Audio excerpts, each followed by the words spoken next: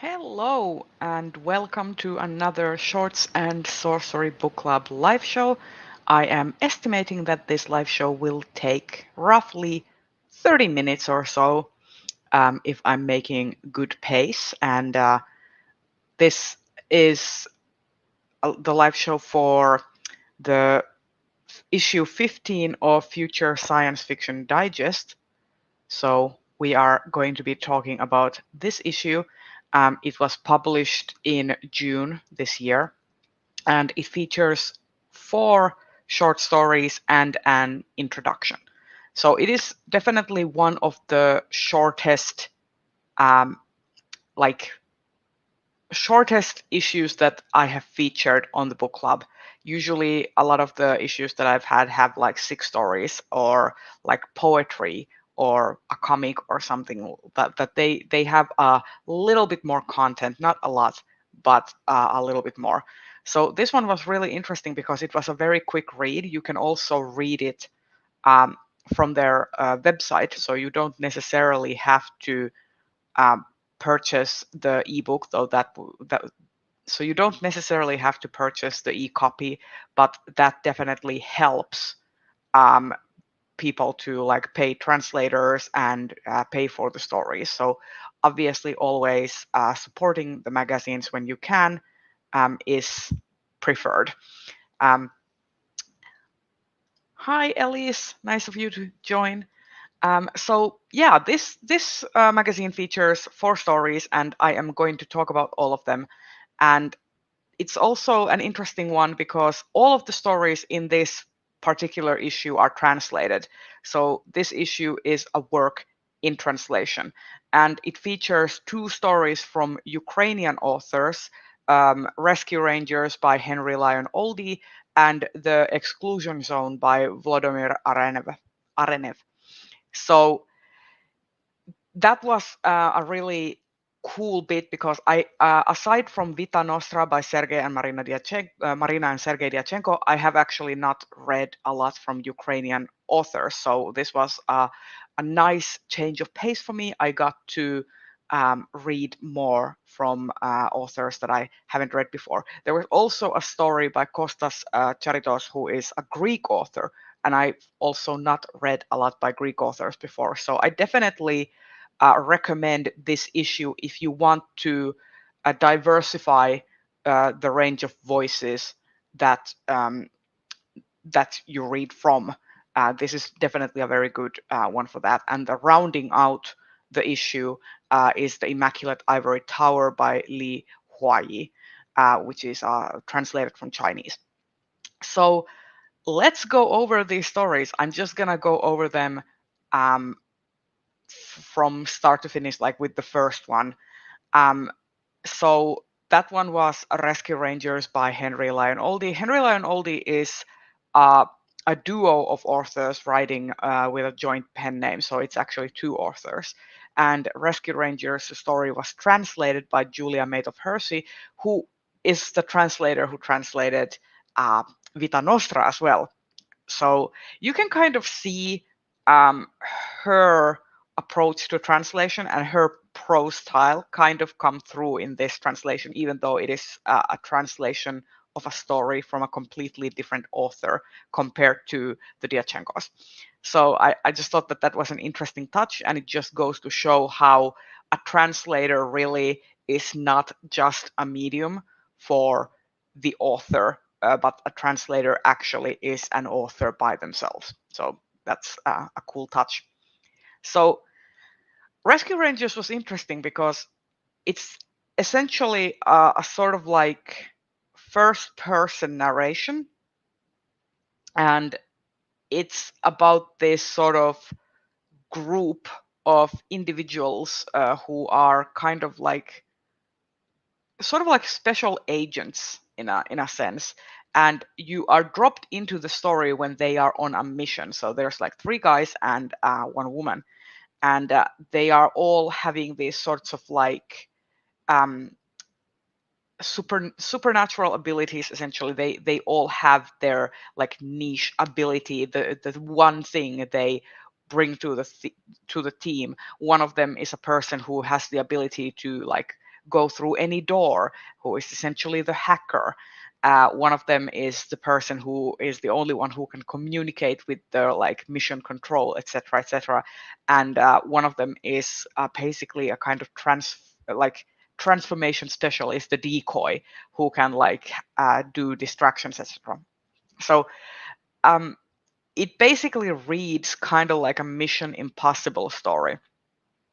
And then you kind of get a sense that the main character, who is like reportedly, in his point of view, like while they are in this mission, he's like in his like late 20s, but his point of view is very childlike.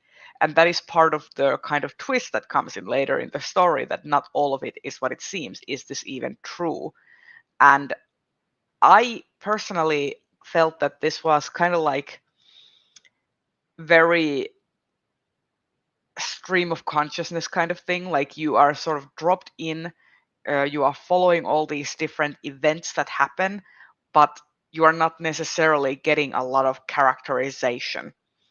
And I thought that in the group chat, in the discussion on Goodreads, there was actually one reader who said that this story is uh, the story is basically an anti-war narrative, like basically sort of talking about all of these children who were displaced by war, um, and like basically became like antisocial due to like post-traumatic stress and war trauma. And that gives like a real different context um, to when you are reading the story, because I did not actually know that. So having that context of this being a commentary of actual events, of actual war atrocities and actual things that have happened to children, for example, in Ukraine, um, is like helps sort of ground the work and helps you approach it with a different viewpoint and different understanding. So I thought that that was helpful. It doesn't mean that I still like the story. I thought that the story was kind of flat in many places, but I do appreciate the context, and I really appreciate that that was brought up in the discussion. Another thing that was brought up in the discussion is that because Henry Lyon Oldie and also the Diachenkos as well are Ukrainian writers, but they mainly publish for the Russian market because that's a huge market share. So they write in Russian and they publish to the Russian market because that's where the money is.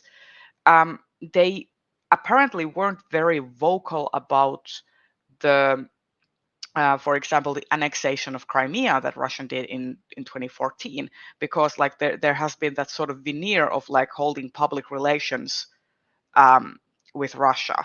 And only now, with the war in Ukraine, have these authors started sort of speaking out. But there has been a kind of a frustration from the local Ukrainian SFF fan base against Diachenkos and against Henry Lyon Oldie as well, the oldies, uh, because of their refusal to um, refusal to admit that Russia has been the aggressor, etc. So I think that was really fascinating and interesting context, and I would not have known about that if I didn't read the story and read these stories in this issue and have that conversation. So I think that this is always a very valuable thing to have a dialogue with different people in different countries who have a different context and different like viewpoint on things. I think that is always super valuable. So the story might not necessarily be my favorite in this issue,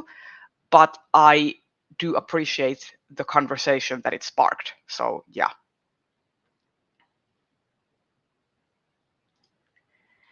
Yeah, I do feel that the childishness is part of the um, point, but I necessarily didn't appreciate. Like I don't think the childishness was done well enough. Like I don't know if that's part of the translation or what, but I do feel like the characters act a little too much like adults in the sort of flashback scene.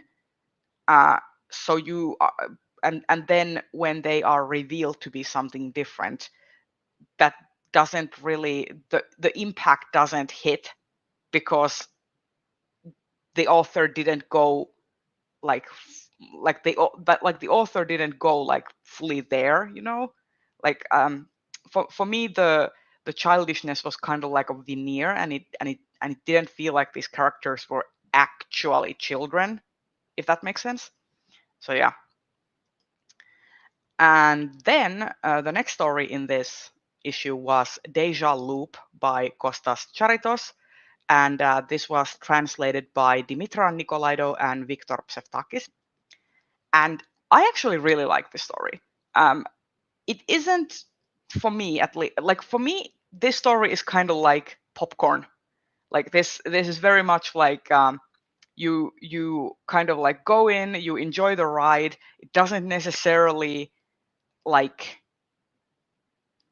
stick with you in the long run, but while you are reading it and while you are immersed in it, it is a fun ride. It's very much like I thought of like a popcorn action flick, but it also had like really interesting ideas. Like I thought that this story Deja Loop was very visual. Like I was getting like Blade Runner esque like visuals in my head while I was reading this. Like I was thinking about this character like walking in a black hoodie and like a cap and like all of these like neon lights. Like that was the vibe I was getting from this story while I was reading it. And it's like interesting this idea of like if people have the ability to predict the future, how will that affect and change them? Um, oh yeah, I had the same thing. Like the moment the main character is like, cats are like, I hate cats. Cats are awful, and I'm like, okay, we're not gonna agree with each other then. But I think that the I think that it actually sort of funnily developed. Like I think that that was actually a very good thing to start on, because then when you get to the end of the story, the character has progressed to another state of being and doesn't hold a lot of the same opinions as they do in the start of the story. So I think having that sort of like super like black and white, like stark, blunt opinion, like a statement at the start, makes you be like, oh, well, like how dare you? And then when you progress through the story, it is more impactful when the character changes their mind. That was just my opinion. um, so I got kind of like this vibe that I, the reader, was completely on a different foot with this character. Like I was like, oh, you are obnoxious. And then by the end of the story, I was like, okay, maybe I will give you a chance. So it's like kind of like you sort of start to develop this sort of weird camaraderie with this character. But I also felt that the yes, that this exactly. I thought that it was a nice way to sort of like emphasize this change through this very sort of like minor detail. And I also thought that the this whole idea of like being in a like future prediction loop, and what that does to your mental mindset. Like all of these characters who have these abilities to predict the future essentially have a kind of like almost nihilistic approach to life. And I can see and this sort of like apathy. And I feel like by the end of the story, the main character actually chooses to abandon apathy by leaving the situation they are in, if that makes sense. I thought that this was actually a really cool story. And even though it is also a type of noir detective story, like in a sense, and I usually really don't like those, but this one was really effective. So I actually really enjoyed it, and it was entertaining. So yeah, definitely one of the standouts for me. And then the third story was another one. Yes, exactly. It's like the world seems to be incredibly like bleak, and even if the characters are sort of like nihilistic, there's sort of like this like mild positivity and hopefulness to the story, which I found fascinating. And then the third story is The Exclusion Zone by Volodymyr Arenev. And this was translated by Max Hrabrov. And this, I think, was really interesting, especially given the context of like reading the story now with the war in Ukraine happening, and also these sort of like I don't know what else to call them, these fake votes about independence for the various zones in like in Ukraine, like Luhansk and Donetsk and etc.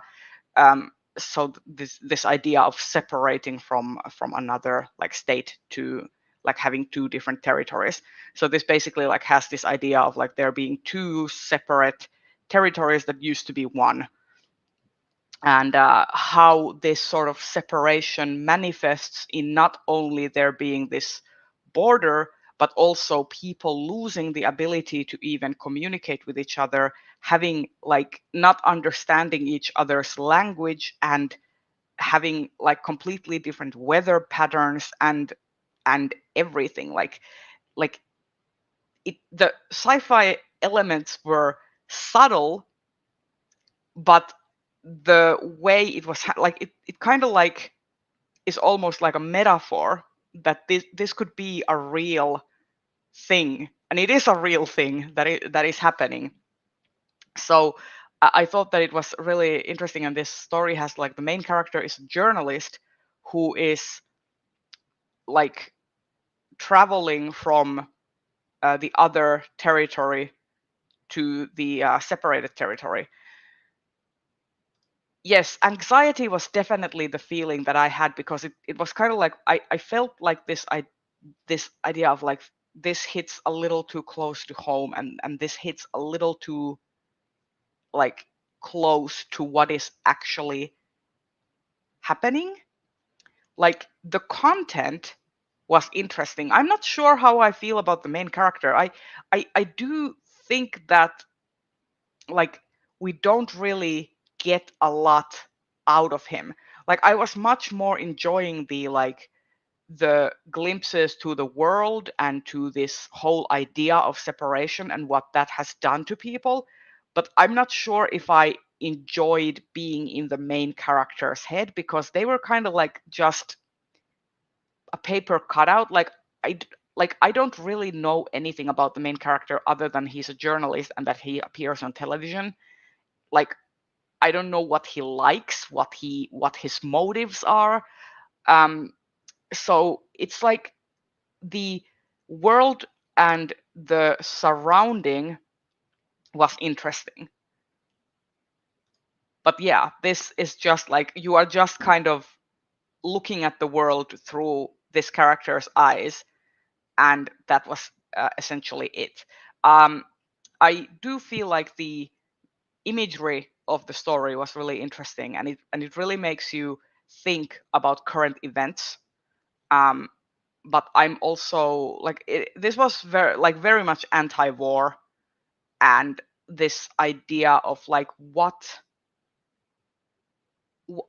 happens like even after peace, how that affects like peace like when the territories have negotiated the separation, and how they will exist moving forward, how that actually affects people who have had to go through this separation, and how people are sort of essentially ripped apart. Like this follows a family who is now unable, like a mother and son who are unable to communicate because there's this literal and physical chasm that's been put between them. So I thought that this was an uh, interesting story, definitely worth a read. And even though the main character by themselves is kind of boring, I do think the world that this character is in makes up for it. So yeah. And my favorite story actually in this collection is the last one, the Immaculate Ivory Tower by Li Huayi, translated by Nathan Ferries. This was my favorite of this entire issue. It was also the longest, like it was double the length of all of the other stories. So where the other stories were like ranging from 4 to 5,000 words, this was like 10,000 words. So it's like a lot longer. But I also feel like because it had the length, it also had time to establish uh, a really interesting narrative. And maybe it's just me, like I love all things like biological anthropology, and this was very much like a hard sci-fi, um, dealing with this mystery of these like huge animals that are appearing just like around the like known galaxy, where people have been able to basically colonize different planets, and these creatures that are called the wandering elephants are appearing all throughout the galaxy on various planets, and they appear dead on arrival, and these scientists are trying to figure what they are. And I just found this story to be really interesting because it starts out with a poem, and there are these various poems sprinkled throughout that are essentially kind of like a refrain on the wanderers. And then also even when it goes like full on like scientific explanation, the prose is very like lush and like romantic almost.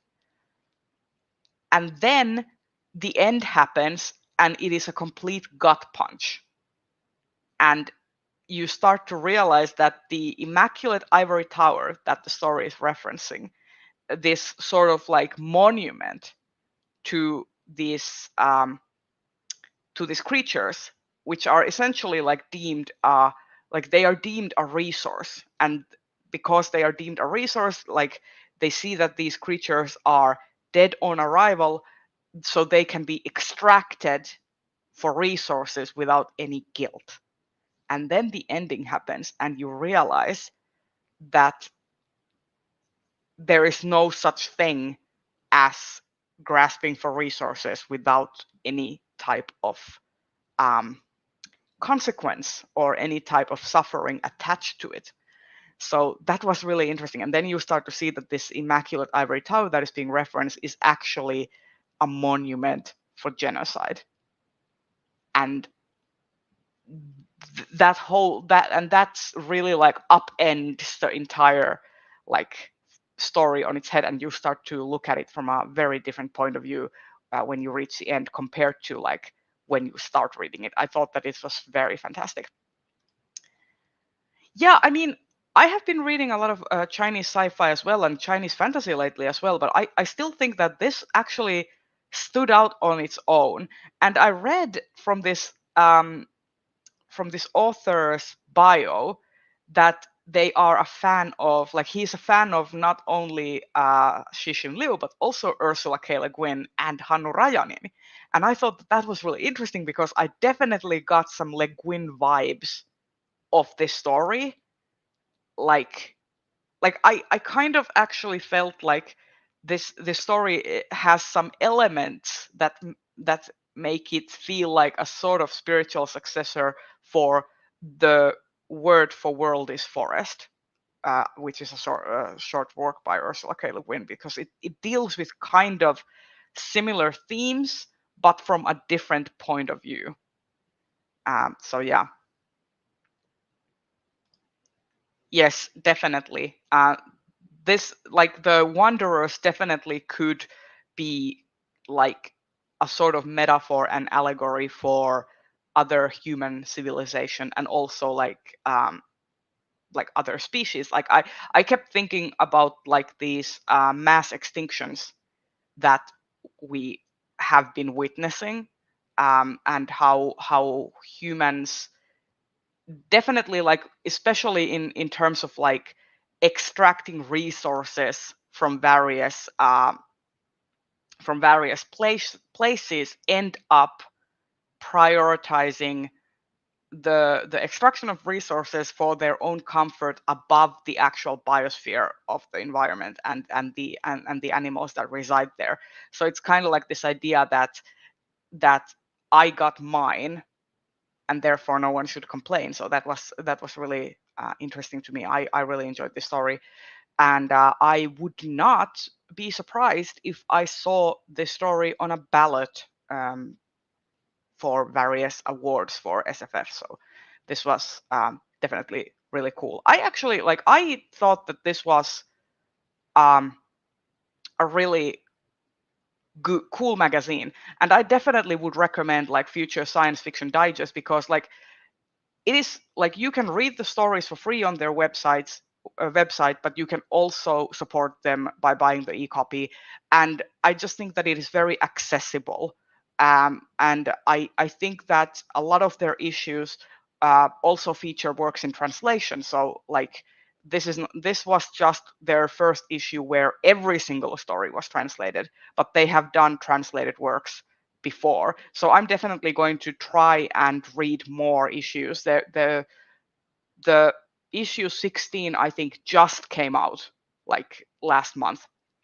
So I'm definitely going to try and read that as well. I'm really happy that hosting this book club makes me find new magazines. So now I have Future Science Fiction Digest, I have Choreo, I have Fire, I have all these magazines under my belt that I can read and look through, and it's fantastic. So yeah, I'm hoping that maybe this will also someday be featured in the semi-prozine long list or short list in the Hugos. I definitely love the project, and I love that they, right from the get-go, these stories are like science fiction.